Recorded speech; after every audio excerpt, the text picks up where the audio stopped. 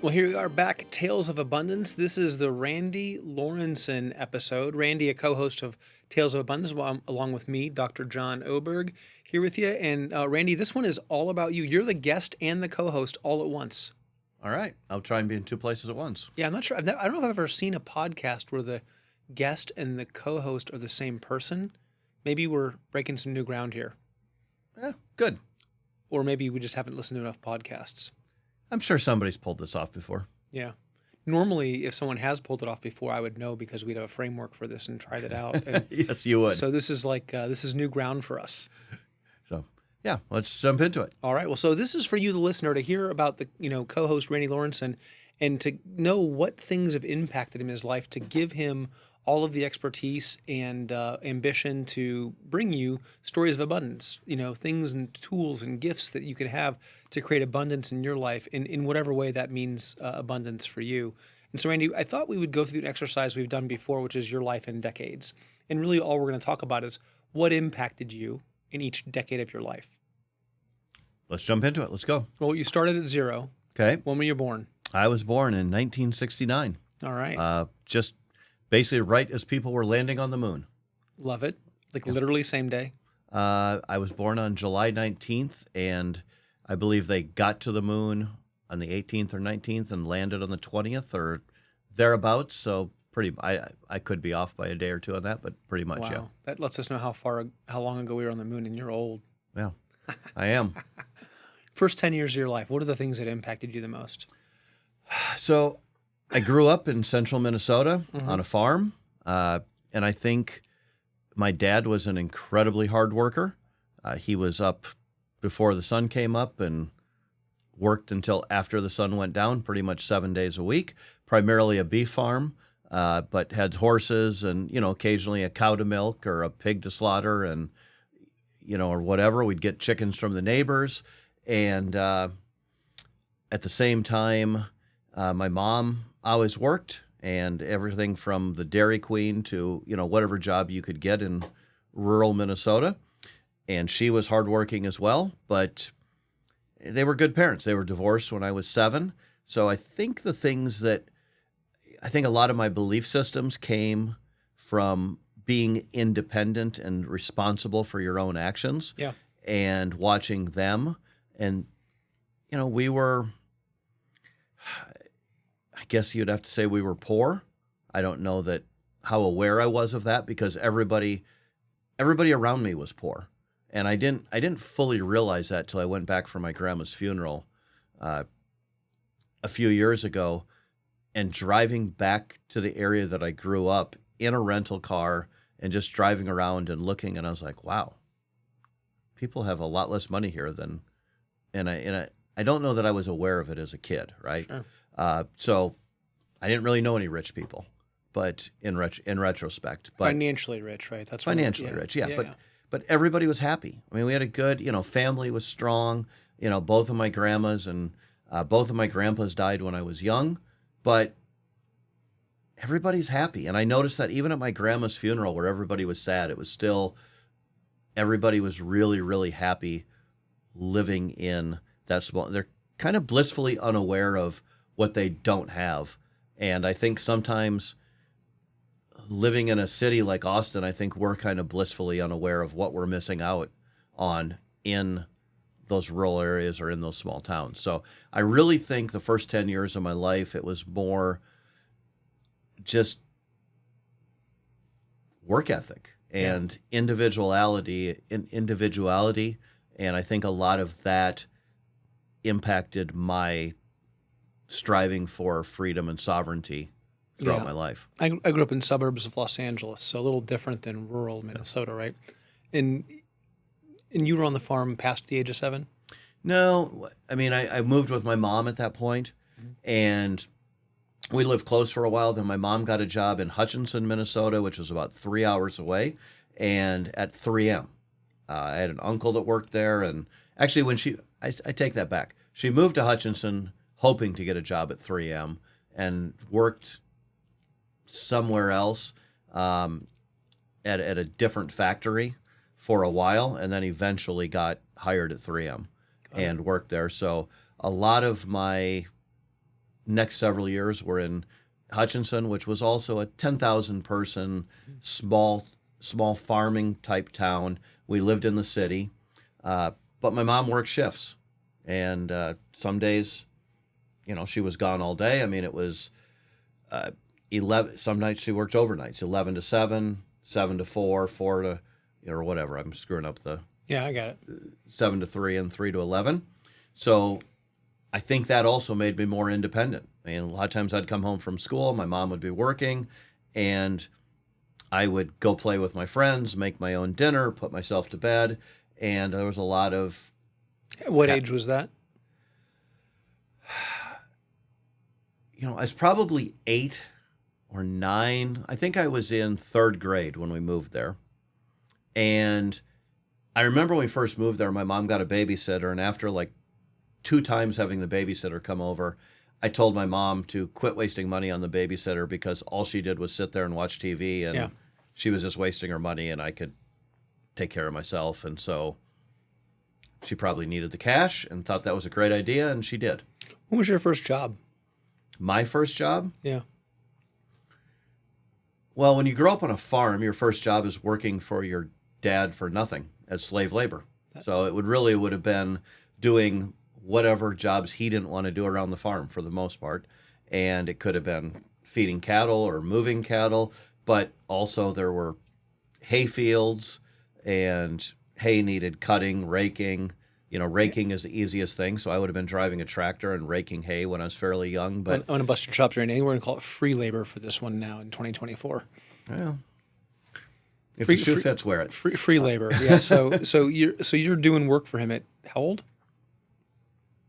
As long as I can remember. I mean, I remember back in the days of the square bales when I couldn't have been more than 5 years old, and I certainly wasn't big and strong enough to lift a square bale, but there were these hooks that you would take, and I could pull them along the wagon or in the haymow. I remember doing that when I was really young, 4, 5, 6 years old, in that range. But even in Hutchinson, I used to work in the spring.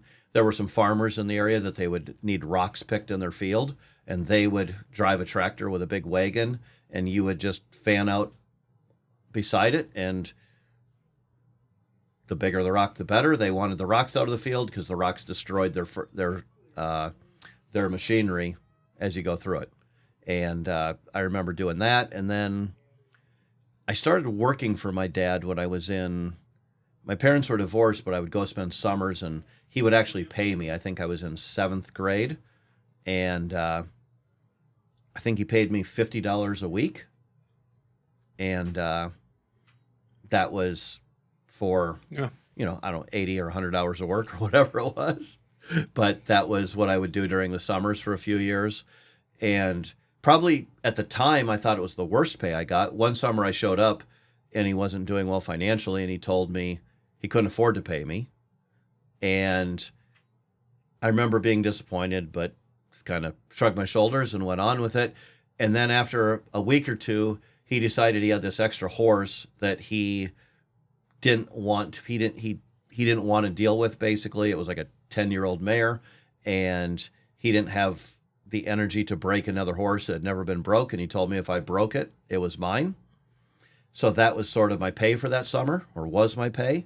And really, that was a better deal. That horse was worth more. I broke that horse really fast. I used to ride it every day, and I had it.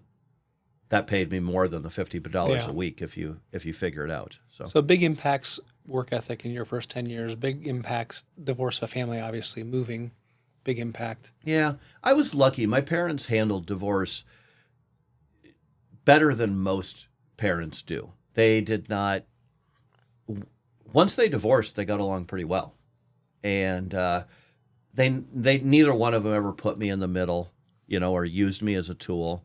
And I still saw my dad fairly frequently, and I got along with my mom more than my dad when I was a kid because my dad was tough, and my dad had super high expectations, and impossible, right? I mean, when I was 7 years old, if a 2,000-pound bull would come at me and I would move out of the way, I probably weighed, 40 pounds, he would get furious. He's like, stand there. It's not going to run you over. Well, when you're 40 pounds and a 2,000-pound animal's running at you, it's pretty hard to convince your brain of that, right? Yeah, I think today I wouldn't convince my brain of that today. Yeah. So But my dad was tough. He worked hard, and he just got shit done.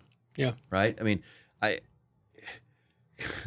I remember a couple of times having a cow that would not go, like trying to go through a gate, and it wouldn't go and it wouldn't go. And I remember a couple of times my dad just getting mad and literally taking a swing and punching the cow in the head and knocking the cow out cold. Like the cow would just fall straight down, legs go jello. Oh my gosh. And go out cold, right? And then he'd get mad at the cow and he would like kick it till it woke up. And by the way, each time that he did that, the cow jumped up and ran through the gate. And he's like, see, I told you it knew where to go. There's going to be some like animal rights group calling your dad now. And let's just hope the statute of limitations after 45 years Yeah, that's a long done. time ago. So 45 years, a different era, but yeah. It's like a TV show. But I am much more like my dad than my mom. There's certainly parts of my personality that are my mom's, but I am very much like my dad in a lot of. I'm not tough enough to punch a cow and knock it out or any of that, but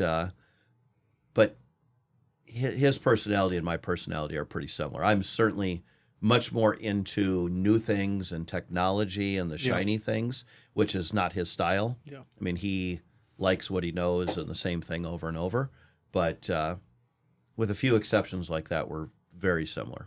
I don't think I've ever heard the punching cow story before, and Yeah, I don't think so. yeah, and I can't imagine you punching anything. You're a pretty peaceful guy, but stubborn enough to want to punch a cow. I could see that. Yeah. I could see that. Okay, so first 10 years, lots of impact there. How about second 10 years? Well, I mean, some of that they're going together, right? Like going back and working with him on the farm, again, going to school. I liked math. I certainly liked physical education class. I loved sports, so I think sports became a very big part of my life. I played football. I played basketball. I played baseball. Heck, one summer I remember riding my bike across town to baseball. I'd have baseball in the morning. And then I even played soccer, and it was on the other side of town, and I would ride my bike. I don't know if it was probably a few miles to the soccer field, and if I could make both games, I would make them. Sometimes I would miss the soccer game. Sometimes I'd get there at halftime. But in the neighborhood, just growing up, I would get home from school, and we would play football, basketball, baseball, hockey, whatever. I mean, we'd play hockey in the street, and that was really what we did for entertainment. Yeah. And I was a small kid, but I had good hand-eye coordination. I always had good feet, and I don't know, I used my brain. I don't think I realized it at the time, but I could figure out how to beat people bigger, faster, stronger than me a lot of times with my brain more than probably my athletic ability at the time. So sports certainly became a big part of my life during that decade. And eventually my mom remarried, and we moved up closer to where my dad was, back to central Minnesota, and finished out high school. And, school was easy for me, but I put in as little effort as humanly possible and to still get good grades. Yeah. You get the job done. Yeah. Yeah. So, okay, so first 2 decades, got that. Anything of material interest the next decade? Oh, yeah. I mean, even start part of the second decade, I went to college at the University of Minnesota. I was a mechanical engineering major, which, knowing me now, is like, what the hell were you doing, right? Can't see it. Yeah. Can't see it. But I didn't know what I wanted to do. I remember taking a test, PSAT maybe, or something like that, and I scored well. The only time I ever remember meeting with my high school counselor, and she's like, "Oh, you're good at a lot of things, and you could be anything from," I believe what she said is, you could do anything from being a park ranger to being an engineer. And she's like, she asked me what I wanted to do. I didn't have a clue, but I knew I didn't want to work on the farm. I watched what my dad did. My dad worked way too hard, way too many hours a day for way too little money. Okay, listeners, go ahead and just mark that for a minute. way too hard, way too many hours, and then we'll listen to Randy talk about how hard he worked in a few minutes. Well, yeah, but for the no money part, right? Right. And one of the things, by the way, that also I think really helped me from a business standpoint is I used to watch how my dad, if he was thinking about buying cattle or he was thinking about anything that he was going to do, he would sit down with a piece of paper and he would write out the cattle are going to cost this much, the trucking will cost this, the insurance will cost this, it'll cost this much to feed them, this much on vet bills. There's the chance that one of them dies or gets eaten by a coyote or for whatever reason dies is this much of a risk. And he would run through the numbers. And I remember, I'm going to guess I was, we'll say 12, 13 years old. And I remember him doing this exercise, talking about buying cattle. And I remember looking over his shoulder and going, are you sure you want to run a ranch? That seems like a really big investment and a whole lot of risk for very little money. Yeah. And he kind of laughed and was like, well, you figured that out, so don't do this, but it's all I know how to do. Yeah. Right? And he was happy being his own boss, and he liked what he did. But that exercise is something I've always done. Every business I've ever done, I would take a spreadsheet, not a sheet of paper, but take on a spreadsheet. And you and I you've seen these models that I put together, and I do very detailed models figuring how it's going to work.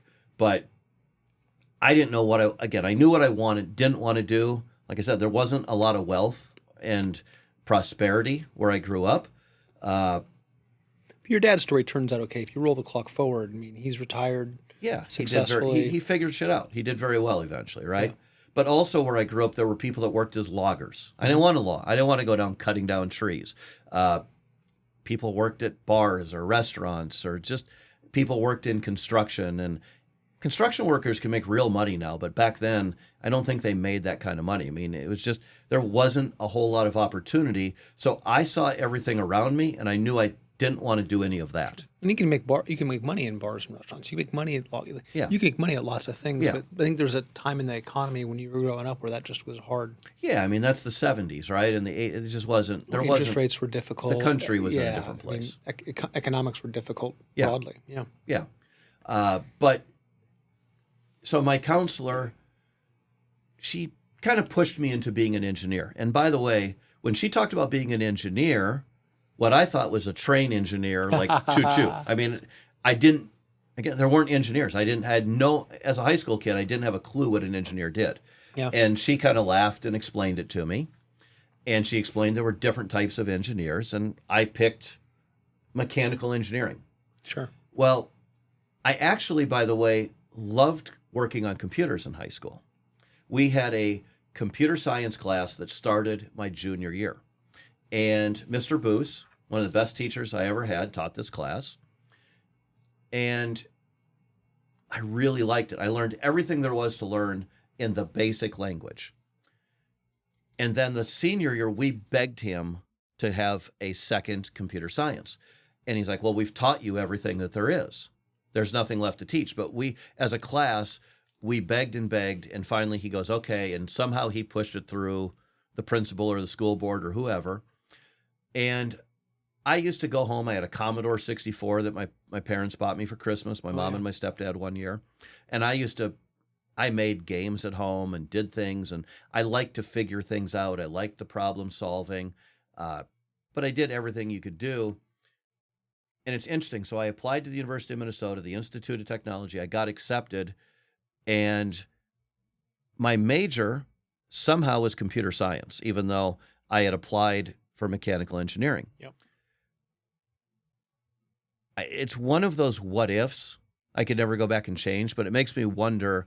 I went in and changed it because even though I was much more interested in computers, and I think I even told my counselor I was interested in computers and I loved that class, but I'm almost positive the conversation was, well, there's no money, there's no future in that. In computer science. Yes. Oh, yeah. Good right? concept. I mean, this would have been the 80s. Yeah. And there was no money, no future.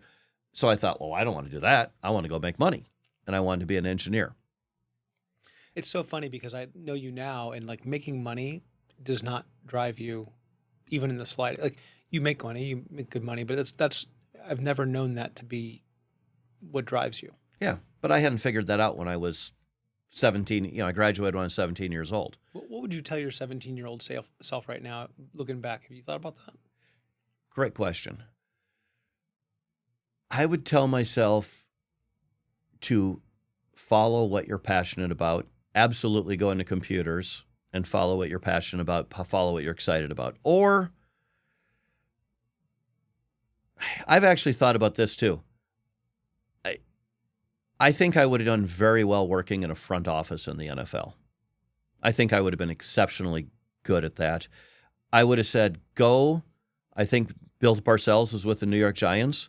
I would have told myself, beg, borrow, steal, whatever you do, go to New York, somehow get in Bill Parcells' office and ask to, I don't care, clean the jock straps, do whatever you need to do, work for free, sleep on a park bench if you have to. Take a horse. Just take a horse for the summer.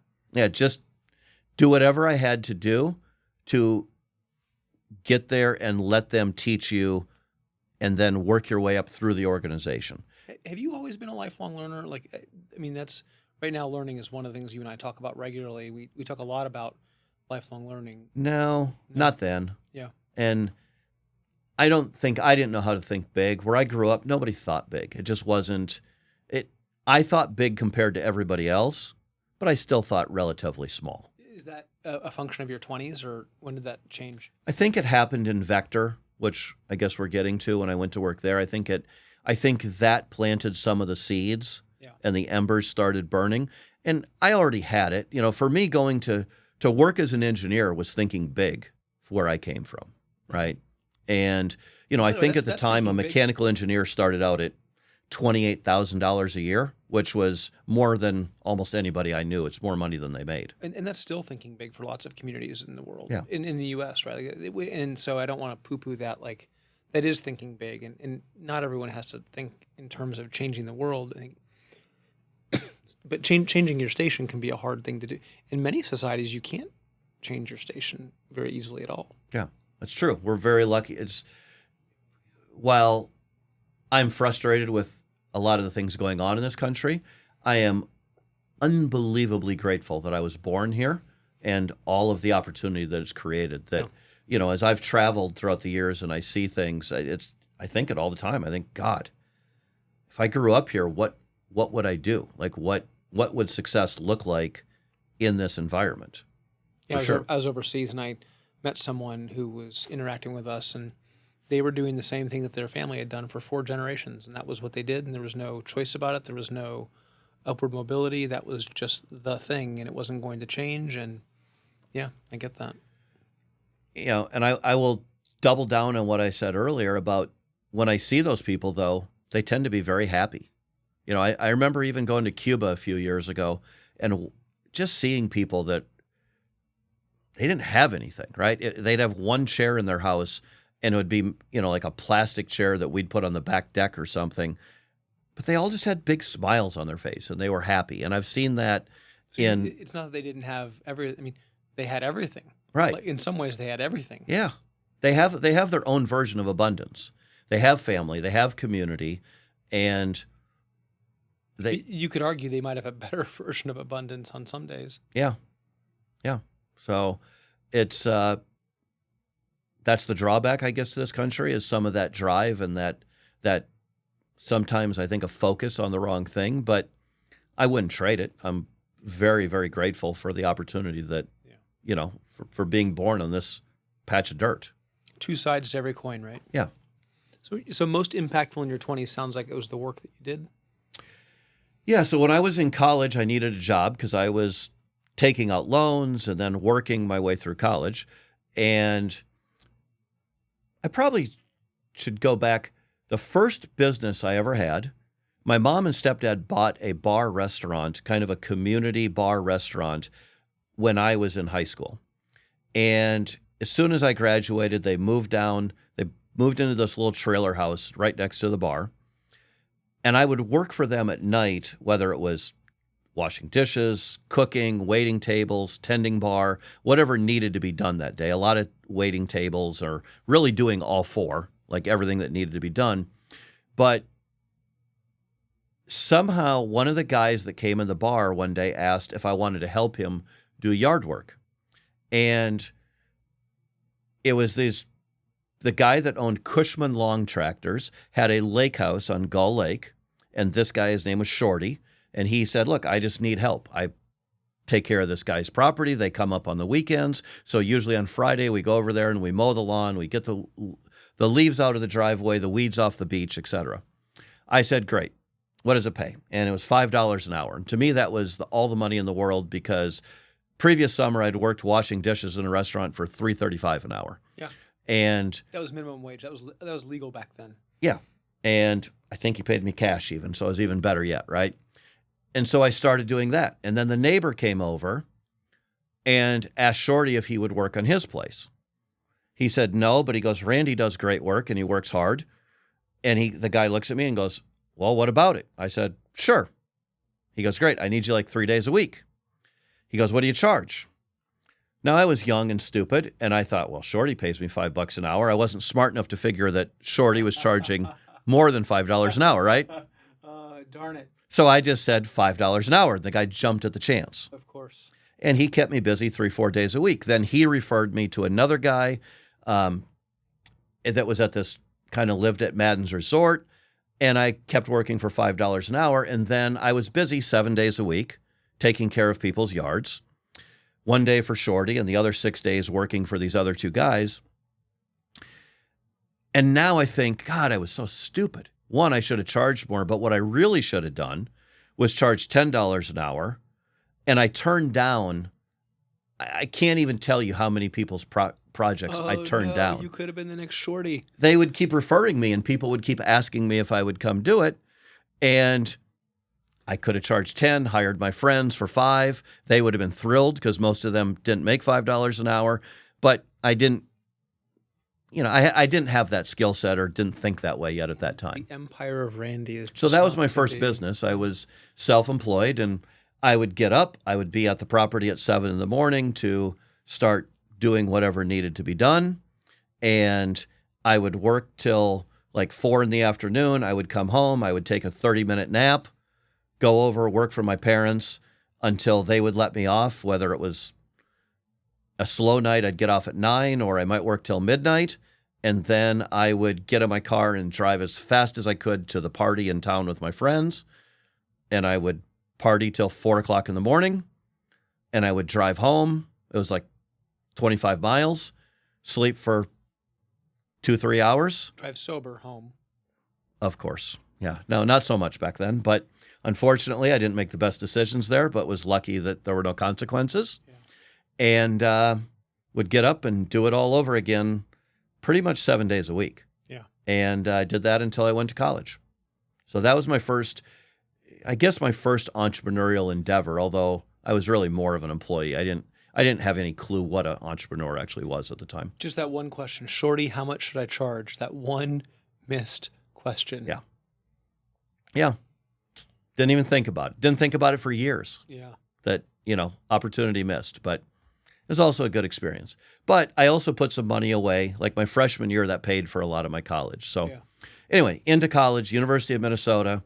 I was I was dumb. Switched my major from the mistake is probably the universe, God trying to tell me, hey, why don't you, here's the answer. Why don't you stay in computer science? But I switched it to mechanical engineering. And for the first couple of years, I just took math classes, physics, chemistry, engineering classes. I was very uninspired. And I really, what hit home, I took a 1-credit class where they would have engineers come in and once a week, 1 hour a week, engineers would come in and talk to you about what they did. And we are in quarters, so after 10 weeks, I had listened to 10 different people. And I remember telling my friend, Jess Graba, who was eventually my roommate, I don't want to do what any of these people are talking about. Yeah. This sounds terrible, and this is not what I want to do. But I'm not really built for quitting things, so I just kind of kept going. But at some point, and I think by then I was working for Vector Marketing, a company you and I both worked for. I saw an ad in the school newspaper that was probably not completely truthful. It, as I saw it, it paid X amount per hour, but it was per presentation. And I went in, had no idea what I was doing. I remember walking into this office, trying to figure out what they did and what they sold. All I saw were brown tables and brown folding chairs and motivational pictures on the wall. Turns out they sold Cutco cutlery. Yeah. And I had no interest in sales. Frankly, I was scared of sales. Nothing could have interested me. Engineering interested me way more than sales interested me. Yeah. But I needed the money. They offered me the job. Mitch, who was my manager, was also a very good recruiter, and he did a good job of selling me on the position and creating scarcity, right? Which would be one of the good sales lessons to start with. Right. And so I was excited. I started the job. I had to buy my own sample kit. I had to pay a training fee. I think it was $25 for training, for books and materials. I had to buy a sample kit for $140 that I didn't have at that time or whatever. And I went out and started doing presentations. I had 4 people in my training class. I went out that weekend. I think it was in February of that year, my sophomore year maybe. And I sold one knife for $31 to my aunt and uncle. Probably worth mentioning that, it's a very different program at Vector these days. People don't have to do the same things. And for you and for me both, some of the most formative training ever received. I would argue it's some of the best corporate training that is around in corporate America, any company in the world. Like I think IBM is well known for its amazing training. I would put Cutco's training up there for the people that are willing to do the work with that type of training. Yeah, it was fantastic. And again, a lot of gratitude, a lot of the spark and the thinking big and some of the knowledge belief system started growing there. But I remember, and this will tell listeners a little bit about how I'm wired. Most people would, so I came back to advanced training on Monday, which I had a exceptionally talented training class in retrospect. In the company, like at that time, at least half the people didn't sell anything their first weekend out of training. I sold $31. The next lowest guy, I think, had sold $450, $500, and 2 people had sold over $2,000. And we ended up, I went in and I saw that these 3 people had all sold so much more than me. And I thought, if they can do it, I can do it. And just being stubborn and competitive, it caused me to try and figure it out. And I was not very good. I didn't know how to close. I was scared of money. Like asking for money was terrifying to me. And a lot of it was a $600 set of knives. I grew up where $600 was all the money in the world. So asking for $600 was, that was a big ask. Yeah. And it was a big fear. I remember that. But I worked through it, and I developed, and I got a little better, and I got a little better, and I was like a dog with a bone, and I kept working on it. And at some point, I became an assistant manager. I was, at the time, 19 years old, looked like I was 12, and I was interviewing people and hiring people, and I was enjoying that much more than I was enjoying school. I felt like I was learning more, and let's try. I want to try to capsule, because you were with Vector for 10 years, ish. I believe I started in '89 and I left in '95. Okay, so 6. So, I mean, greatest impact for that decade. Take the top. Summarize the top 2 or 3 lessons in that, not just for Vector, but for that part of your life. Like, what were the things that really formed you in that moment? It was once I went and opened my own office. It was running a business, and I was in charge of everything, right? It was paying the rent, hiring people. I had to go to the bank and get a loan to finance my first branch office. and leading and managing people. I mean, I started out as a salesperson selling $31 my first weekend and wasn't good at sales. And I was a branch manager within a year and a half. I was a district 3 months after that. And at some point, I was running a division with 14 offices, each full of people. And that was 4 or 5 years after I started. And so going from a snot-nosed kid that didn't know how to sell and didn't want to sell to leading people, I think I built a lot of self-confidence there. And I guess I had confidence before that. I had probably an unreasonable level of confidence. I didn't know what I didn't know, and I didn't know that I couldn't do it. Right. And I always believed I could figure it out and I would land on my feet. And being competitive helped because there was always somebody selling more than me and I wanted to beat them. And I worked my ass off. I remember I moved to Cedar Rapids, Iowa, when I got my district promotion. And I didn't know anybody and I just worked. It was 7 days a week. And I would a lot of times get home at 2 a.m. and be back in the office at 6 or 7 a.m.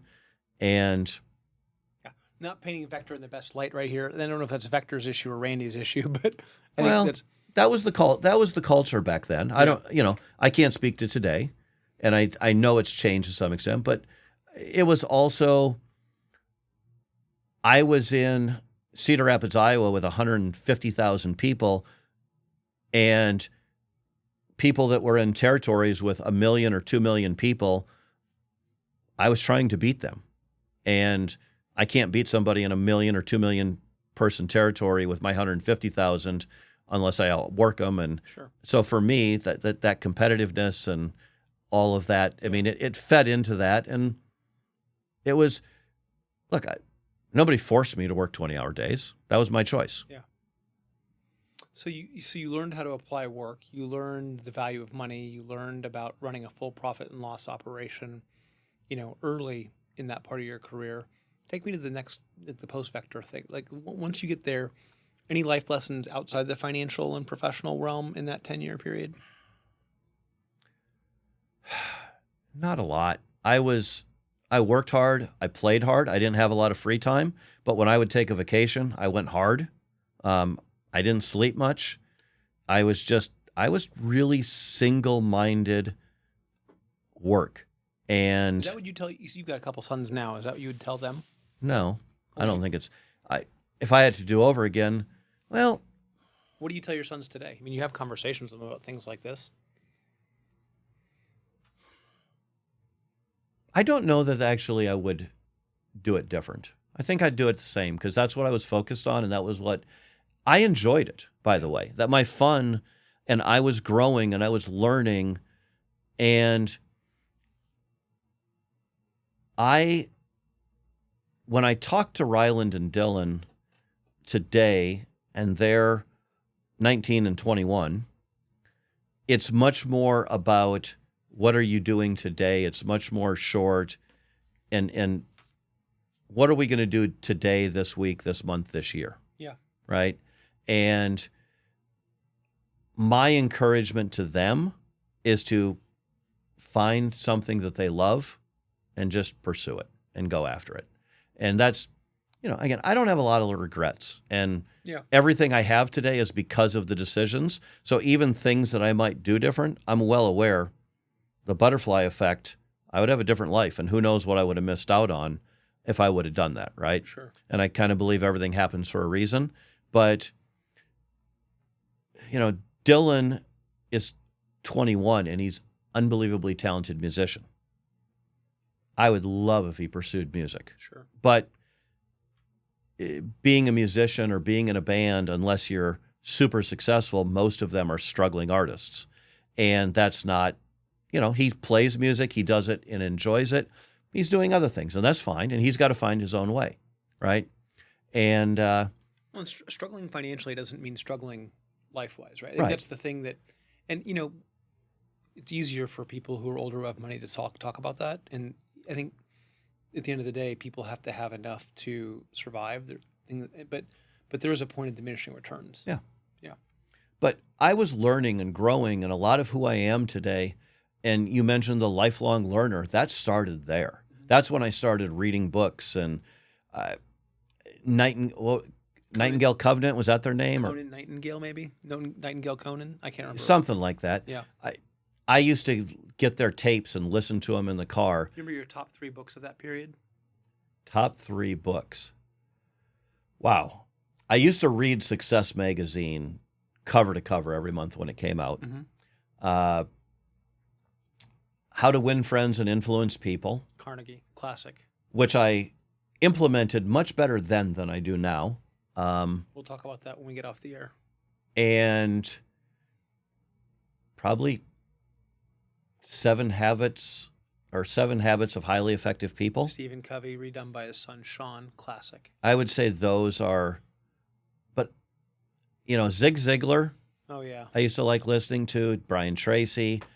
And I listened to tapes while I would drive more than I didn't have a ton of time for reading. We don't have tapes when we drive anymore, Randy. Now Well, we listen to... That's how old I am. Okay. We did then. All right. Yeah. But, yeah, it's the first time I made money. I'd started to, I bought a 7 Series BMW when I was, slightly used, had 20,000 miles on it. But when I was 22 years old, 23 years old, whatever I was. Yeah, so we talked in the episode, our opening episode, when we were chatting about kind of a little bit about your background. You talked about some of your superpowers. You talked about a number of things, but one of them was being able to assess a situation and apply game theory to it. At this point in your life, was game theory a part of your life now? Yes, but I was unaware. I was always good at games. I just was, right? It didn't matter what game it was. I was good at it, and I was applying it, but I don't even think I knew what game theory was at the time. Got it. And just like winning. But I think also even when I left Vector, that was game theory without me knowing it. Because I was at a point where I was running a division. They were trying to promote me to a bigger division, which was going to mean more money, and moving to, I can't remember what was on the table, Chicago, Dallas, Phoenix, Denver. Somewhere else, yeah. Big markets, right? And I realized I was already getting burned out from the hours and some of the stuff I was doing. I was kind of bored doing the same thing over and over again. And I realized the next jump was also going to be a bigger jump in money, and I could see myself getting trapped there. Well, let's talk about game theory for a second. So explain to a listener who doesn't know what game theory is, just 2 or 3 sentences. What's game theory? Well, in its simplest terms, being good at games, but it's the strategy and figuring out how to win. So we'll get to it at some point, I'm sure. I played poker for a living. And a lot of people approach poker and they just go, oh, I can do the math. And they play completely by the math. And by the way, the average person can do very well in a low-level poker game. They could probably make a living if they just really follow the math and do it that way. Other people come about it, they're more personable, and they want to apply the psychology. That's rare. The way I approach poker is it was different every game, every table, every person, and the strategy of the game. If I was playing with people that were wild and crazy, I was able to just sit back and wait. If I was playing people who were super aggressive, the opposite, were super conservative, I could be more aggressive to take advantage of them. And it was me adapting my strategy to what was happening in the game. If I play a board game with people, I am able to figure out the rules of the game. I remember with friends that we used to get together, Julie and I, and they would just have all these new board games. They would explain the rules. Some of the people had played a given game, some people hadn't. And inevitably, when we play the game, I just tend to figure out the strategy to win quicker. Yeah. In this case, applying it to where I was in my career, I could see, well, most people I think would have jumped at the chance for the bigger opportunity, the more money. And frankly, I was ready to get out of Iowa at the time and go to one of these other markets. I liked Iowa. I met some really great people there, but it was not where I wanted to be long term. And I was scared that I was going to get trapped. Yeah. And I was never, that once I was making more money and. So game theory, you can be cooperative or non-cooperative. And so you were applying all these kind of economics concepts that you didn't even know. And you're figuring out where it's zero sum, where it's not zero sum. But at the end of the day, you're trying to figure out how Randy's going to win, not in a bad way, but just you're trying to optimize for the outcome you're looking for, even subconsciously at that point. Yeah, I could see the consequences and the second and third level effects of doing things, and I think most people don't see that as easily without really having somebody spell it out for them.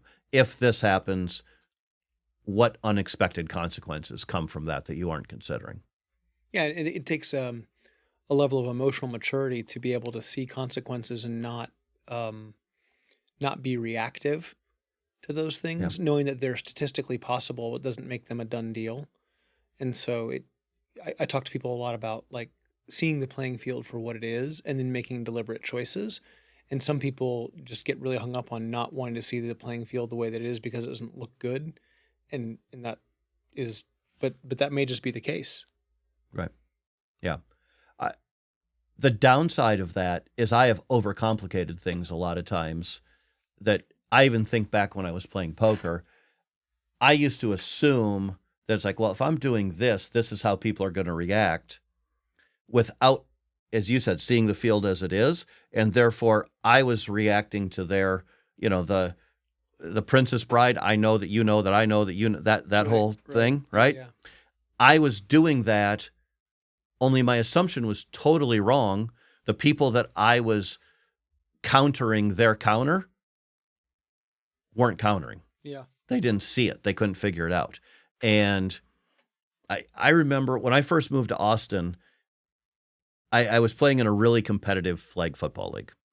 And I remember playing in this league, and it was a new style I'd never played before. And I sat down, took out a paper, and started writing plays out. And I would write a play, and then I would think, okay, how does the defense stop this play? And they're going, okay, they're going to move a safety down here. And I'd think, okay, so I'm going to run this play. Then when the defense does this, this is the play I'm going. So I'd write a second play to counter the defense's counter. And then I thought, okay, then they're going to do this to counter that. And I would literally have plays three levels deep. There are plays that I ran dozens, maybe hundreds of times against the same people, the same teams for years, and I never had to run the second play. Yeah. Really, there was only one or two teams in the whole league that we'd play. It was the same teams. And these were, again, a lot of these people played college and NFL football. These were, good football players. And they just, I made it way harder than it had to be sometimes, right? I could just run the same play, basic play over and over. That problem that you're talking about where people want certainty in the future happens all the time. Like the number of times that I encourage people to like not think about how many bridges you have to cross after you cross the first three, like which 7 might you have to cross and how do you plan for that? You can think through that. And sometimes that's helpful, but sometimes it's helpful just to cross the first bridge first and then see what opportunities are really there in front of you. Otherwise, you spend so much time spinning and planning that it could be counterproductive. And we've probably had this conversation at times over the years where, hey, let's cross that bridge when we get there, which is why that idiomatic language exists in our culture. Cross that bridge when we get there. Yeah. Yeah. For sure. I think the other thing that came out of my vector experience is that's where I really first realized how much more I enjoyed helping other people be successful than I did working on my own. And I remember my first branch office. I remember trying to help my assistant, his name was Craig, get to his branch office. I remember the first, I had this rep, Jesse, that just put up big numbers. And then I had a rep, Matt, that was a really top level. It was an FSM, and just working with those people. And, from that 3 months I spent in St. Cloud before I went to Cedar Rapids, there were 3 people that became branch managers that had their own office the next summer. And that was the one thing I was really good at in Vector, better than everything else, is I developed other managers and got them out. And a lot of them became district managers and went on with the company. And I really poured my heart and soul into developing those people, which in turn made me more successful at the office level and financially and everything else. But that's really, I think, where a lot of that started. And that's, and I didn't think in terms of abundance at the time, but that's what that was. That was helping them find abundance and helping them develop and on their journey. So 96, you leave Vector. You move into what next? So I moved back to Minneapolis, moved back with my college roommates. They had a duplex that they had bought at the time. I moved on with them. Then I was, God, what did I do when I first went back? I don't even remember what I did when I first went back. Let's go to impact then. Let's talk about the 10 years of impact. Like, what else impacted you post-Vector? So I started doing stop smoking seminars. I had become pretty good at public speaking in my Vector days. I was doing stop smoking seminars, which I actually enjoyed. And I was never a smoker, but my mom was a smoker. I could see it killing her. It eventually, she was a 2-pack a day smoker. It eventually did kill her. I look at my mom's family, and everybody in that family that doesn't smoke has lived a unbelievably healthy, long life, long life, and everybody that smoked has had problems. Yeah. And so that was really helping people. I initially did NLP, neuro-linguistic programming, and anchored people to Ascent, and I would run these seminars. I would run billboards all over Minneapolis, St. Paul, drive people to a seminar and sell it. And that was going okay, but it was very labor intensive for me. It was not very scalable, and I couldn't teach anybody else how to do it. We've already established I get more excited about helping other people do it. I end up getting a phone call from this guy, Jim, who wanted to sit down and talk and thought he had a better mousetrap.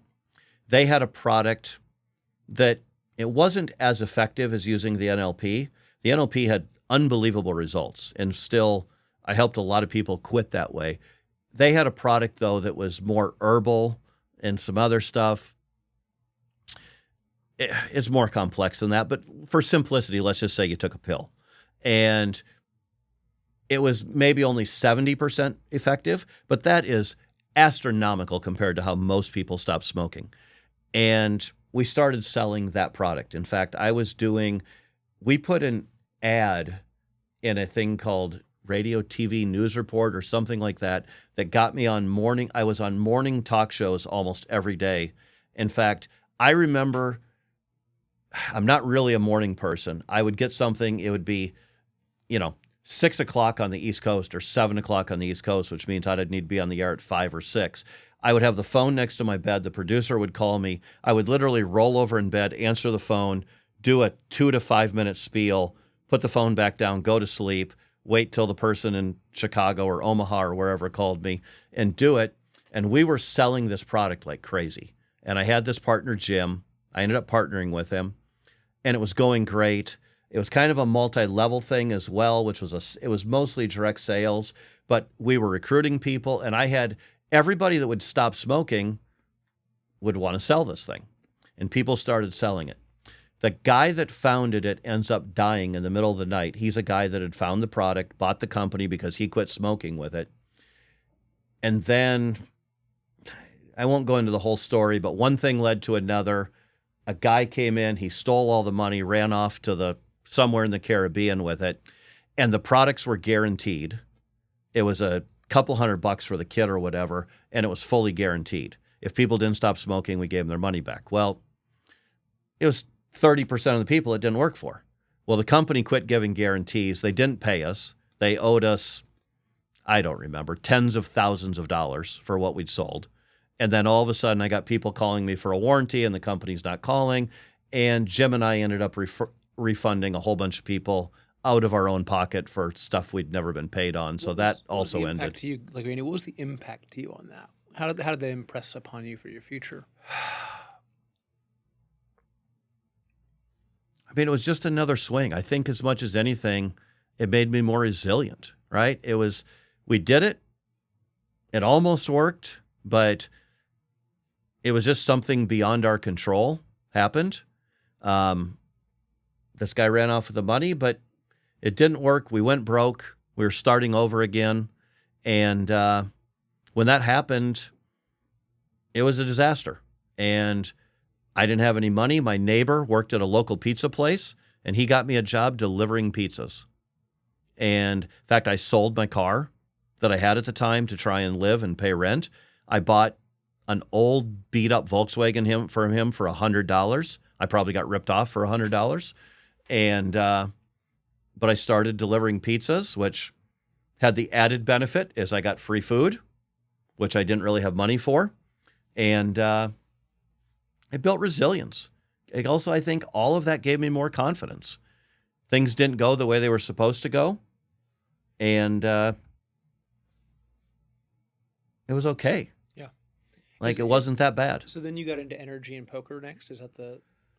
No, from there, I got a call from people that we both know at Vector. Don called about an internet company. This would have been 98 or 99, probably 98. And it was called collegeclub.com. Uh-huh. And I remember calling, and it was a recruiting pitch, and him and Brian went on for an hour plus, and it was all about all the opportunity in the internet. And the internet's going to be great. It's going to be this, and it's going to be that. And I think this would have been 98. And they went on, and they got done, and they wanted me to go to San Diego for a meeting with this company. And they got done, and I realized I didn't know what the job was. And I said, Don, what exactly is the job? What is it that you want me to do? And then he paused, and he goes, well, Randy, that's what we're going to San Diego to figure out. And I paused, and I said, I'm in. Let's go. That was actually most people, that would be a turnoff. Yeah. To me, that was very appealing. And by the way, it wasn't great money. The company was not in good financial shape. We were going to be paid mostly in stock in a company that they were upfront. They were losing money and hemorrhaging money. But it was appealing to me. It was an opportunity. And I also realized the lifestyle of delivering pizzas. Sometimes I was working till 3, 4 in the morning, and then you go home, and I was kind of trapped. I could see where I could get trapped in that. And I saw people that had been delivering pizzas for 10 or 20 years, and I didn't want to be. I made okay money. It was like I was surviving and saving a little money. I actually took a pay cut from delivering pizzas to go work for that company. Took a pretty significant pay cut, actually. And we went to San Diego, and we had to try to figure out how to market this website called collegeclub.com and how to market it to college students. And but I remember the story because we've talked about this one a lot. Not to jump ahead and put the fine point on it, but the reality is too early. Yeah. I mean, all the experiences you had there, all the things good and bad that happened in that. Your real big takeaway there was, great idea, got there too early. Yeah, too early. We were, the talk was we were going to have the biggest IPO in history. And for a few years, I was paid primarily in stock.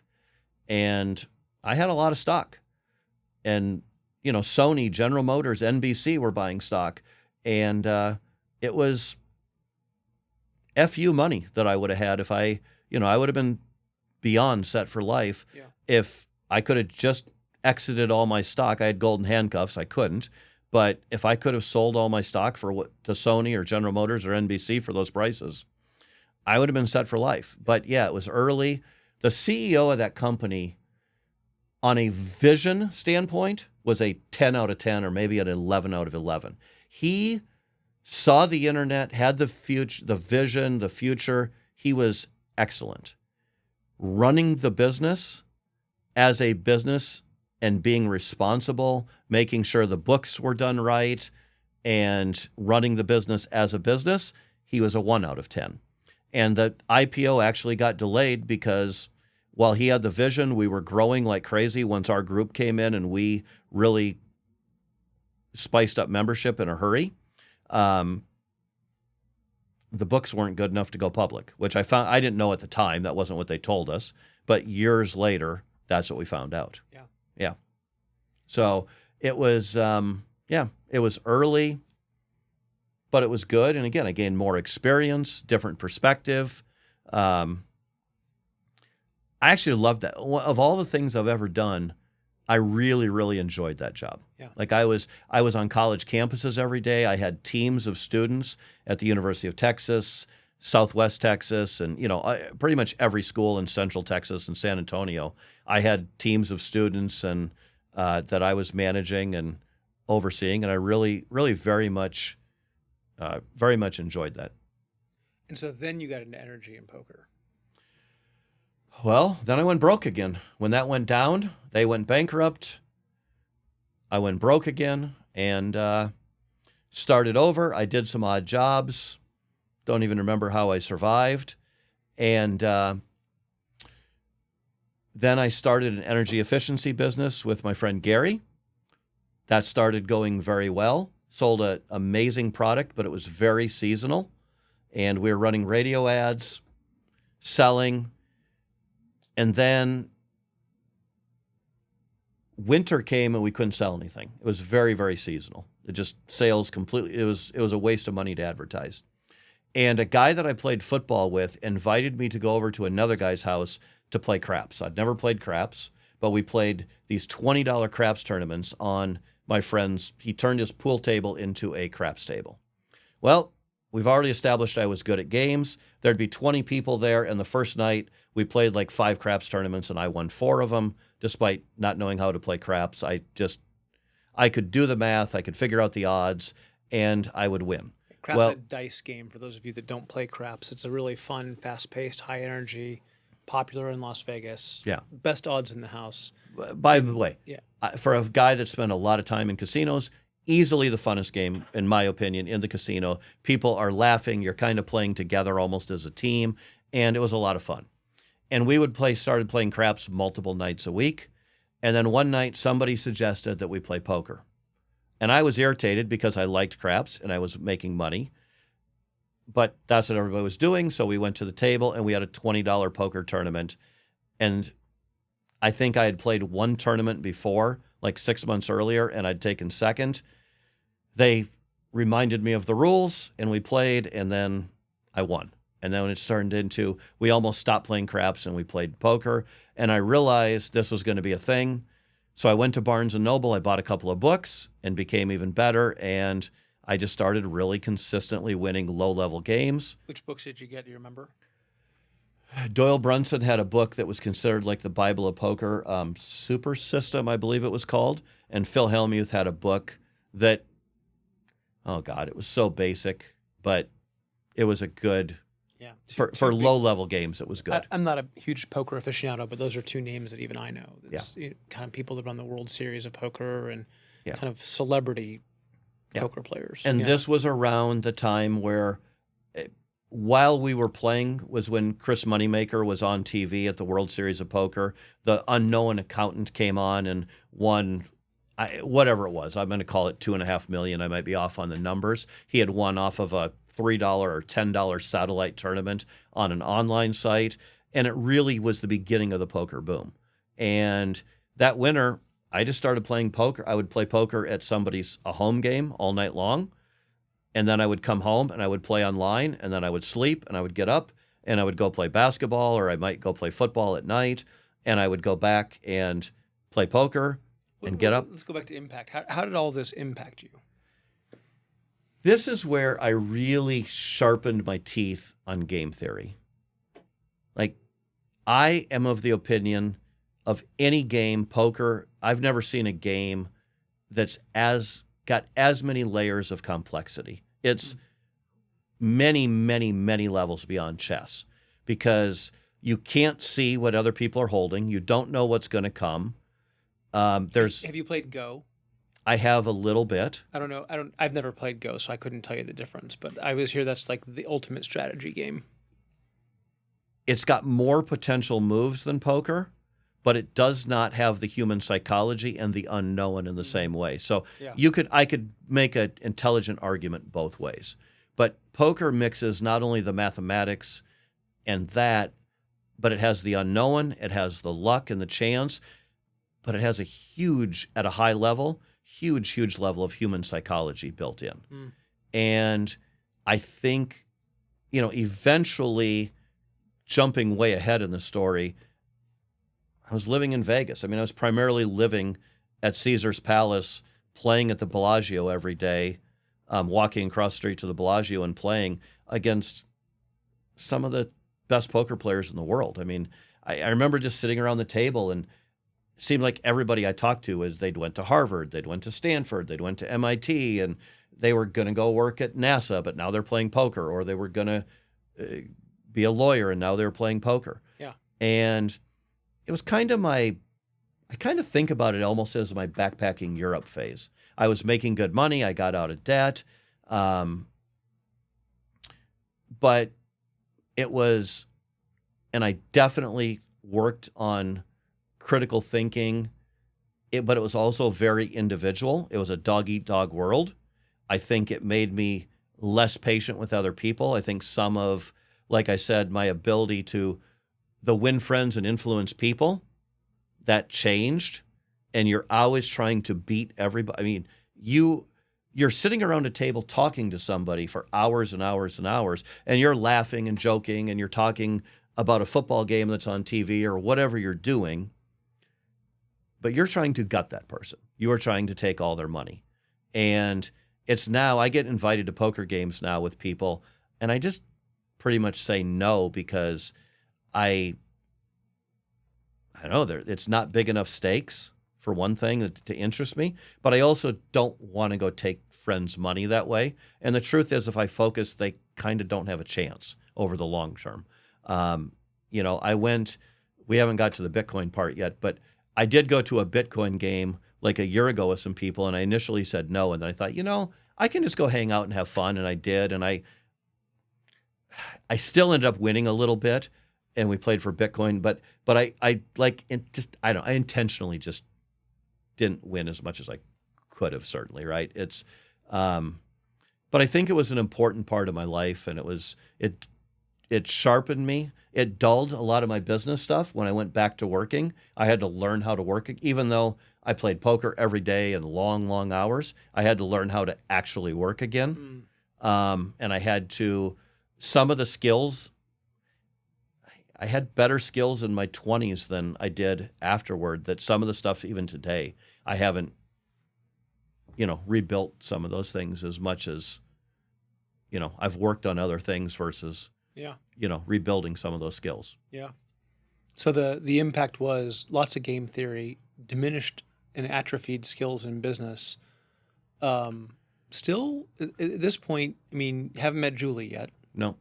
But also got me on my feet, got me back on my feet financially. I was in a bad place again when I'd started. I've made money, lost money, but again, another step in thinking bigger. And, I always joke, my dad used to throw around nickels like they were manhole covers when I was a kid. And so I always had a scarcity mindset about money. Well, in poker, if you're sitting at a table and you're playing a hand for 10,000 or 50,000 or, I've lost pots that were worth 150,000. I mean, taken a bad beat in a tournament for 350,000 plus a few times. Poker players. I mean, I lost on a one-outer in Atlantic City for $350,000. You joked with me one time that was God telling you poker wasn't your path. Yeah, I actually started thinking that when I was there. I was good. I always made money.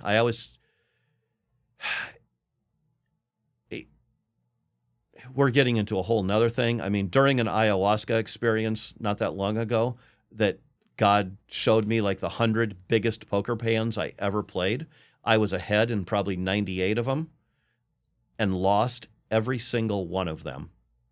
That's a statistical improbability that I cannot describe. I mean, one-outers and things where I was like a 98-2 favorite, not once, but literally like 100 of them flashed through my mind. I didn't win any of those biggest hands, and every time somehow, even when I played it right, and I always felt it was God or the universe telling me, this is not where you're supposed to get really rich. And it wasn't going to allow me because there were other things to do. And I really believe that. I believe that I was there for a reason, and it was an important part of my life, but it wasn't to get trapped there. And so that brings you forward to the cabinet company you're in now, meeting Julie, and the kids. So I kept getting job offers.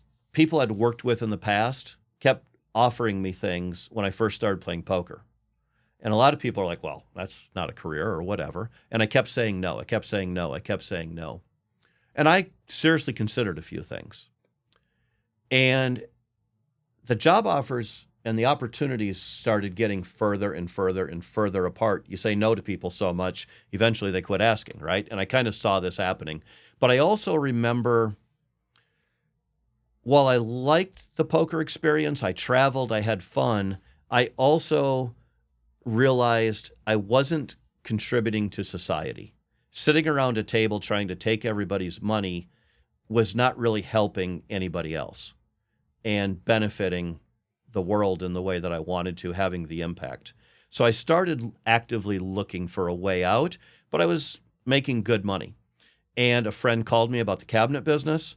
I, with a torn Achilles tendon, jumped on a plane, flew up through Chicago to Cleveland.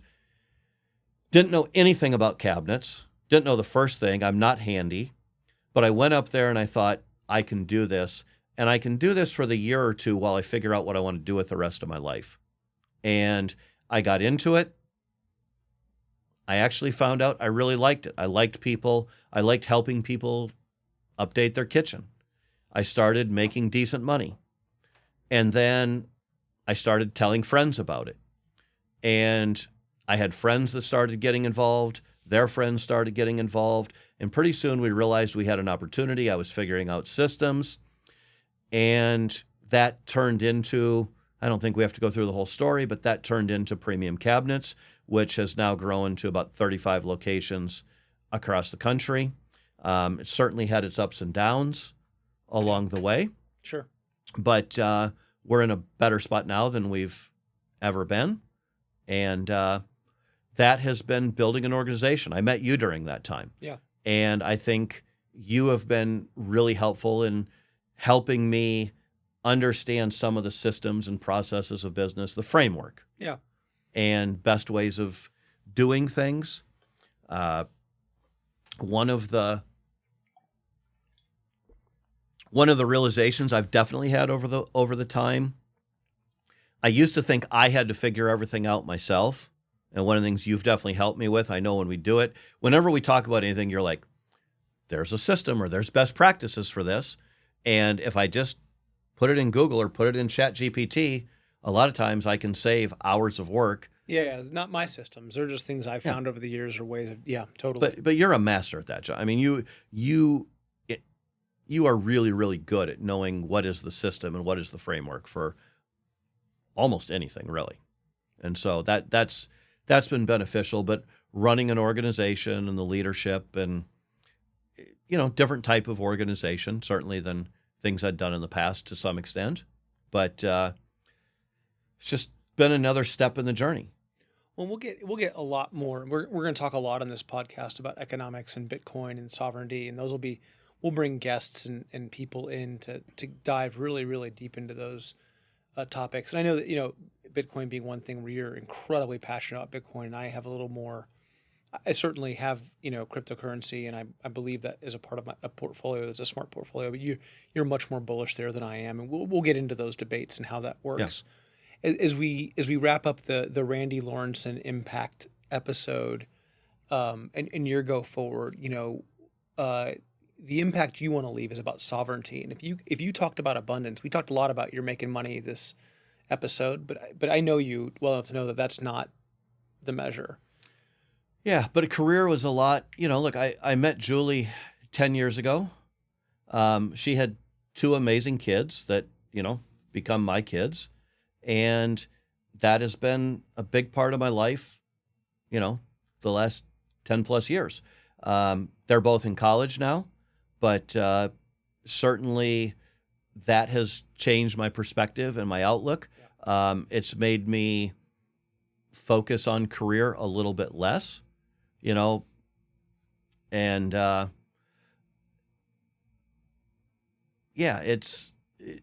Bitcoin thing, I don't want to hand wave over it, is because it really has become a big part of me. But I have been thinking a lot about, and maybe we'll have an episode on this sometime. I've been thinking a lot about, from Yuri, you and Anthony turned me onto it, the guy, the Tim Ferriss episode, The Negotiator. Yeah. I've been reading his book. William Ury is who you're William talking about. Ury, yes. Yeah. So the one sentence to sum things up. And it's really about, and I'm still working on it, but I'm pretty close right now. And it's really about helping bring freedom and sovereignty to the world.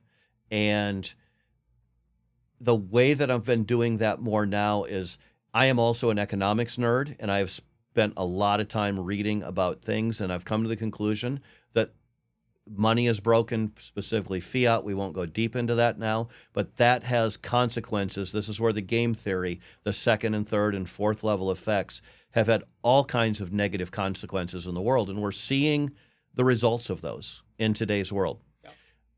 I got into Bitcoin, frankly, John, because I heard it on a podcast. It sounded interesting. I heard about it as being this freedom money and spending it and using it, and that's what I got into it. But then when I went into it, I put more money into it as an investment. I thought it had a high upside, and it was a way to get more US dollars. And I will tell you that in the last, many years of doing that, I don't think about, now I'm trying to get more dollars so I can get more Bitcoin and that thinking, but I believe that that is the best tool we have on this planet today to bring freedom, sovereignty, and abundance to the world. Yeah. And I also realize anybody listening that isn't there thinks I'm crazy right now. Well, you have a certain point of view that's very passionate, that's very certain. You feel very convicted in what you're doing, and I appreciate that. I have those same passions about other parts of my life. Yeah. And so I think one of the great things about this podcast is we're going to get to arm wrestle with experts in different areas and give people different points of view and ways to evaluate that themselves. And, whether Bitcoin's for them or not, whether investing's for them or not, whether wealth they're going to find in money or in family or in faith or wherever they find wealth. For me, my primary wealth measure is in my faith and in living the path that I feel called to.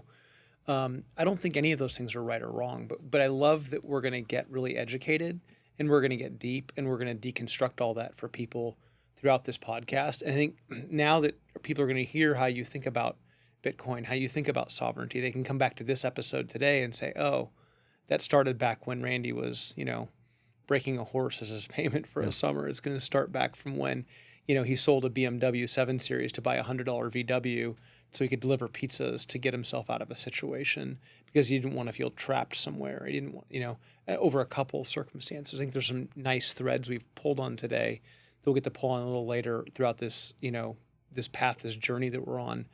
And I think it'd be great to send this episode to all the guests we're going to have so they know, who they're going to be talking to as we go forward. So I think we're going to have a lot of fun with that. A couple of things that I want to just, you talked about ayahuasca, you talked about Bitcoin just briefly. I want to be able to get to all those topics as we move down the road. And, things that where you're willing to take risks that I don't take. And there's risks that I'll take that you won't take. And it'll be a nice dichotomy for people to listen through as we get through it. Any parting words as we wrap up today's episode? No, it's my journey, but it has led me to a place where I just want to help bring abundance to the world, whatever that looks like, right? And it doesn't matter if it's the 18-year-old kid trying to figure out what they want to do with their life, if it's a 70-year-old person trying to figure out how they're going to give back, or it's somebody in a village in, a poor place in Africa that's just trying to figure out how they're going to get water for the day or put food on the table. Like, it's everybody, it doesn't matter what the journey is. I just want to be an asset to help them on that journey. When you're more committed to learning and giving today than I've ever seen you, which has been great. And I'm looking forward to keep, staying on that path. I joke with people that in my life that I think about relationships in decades, and so we're 15 years in, we got a long way to go, and I'm just excited to be on the journey with you. So, all right. This was great, Randy. Really great to get to know more about you for our listeners. Can't wait to dive into some of these more, especially the controversial topics as we dive in and unpack all this stuff, and unpack it we will. All right, listeners, thanks for being here. Tales of Abundance. This was the Randy Lorensen episode. So glad you could join us, and look forward to sharing more episodes with you on these topics and more here with Tales of Abundance.